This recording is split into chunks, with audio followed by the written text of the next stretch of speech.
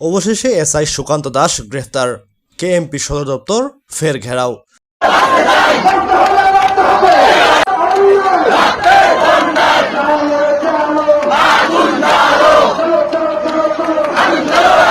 বিস্তারিত জানাচ্ছিলেন Mohammad Shamim Hossain, staff reporter Khulna থেকে। অভিযান নিউজ টিভির সাথে আছি আমি তৌফিক হাসান।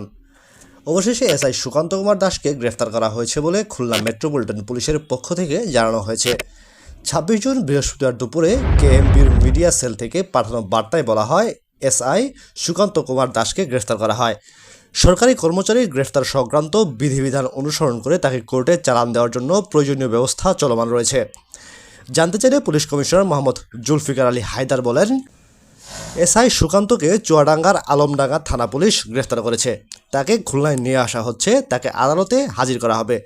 এদিকে পুলিশ কমিশনের অপসারণের দাবিতে আজ বৃহস্পতিবার বিকেল থেকে কেএমপির সদর দপ্তর ঘেরাও করে বৈষম্যবিরোধী ছাত্র আন্দোলনের নেতাকর্মীরা বিক্ষোভ করেছেন।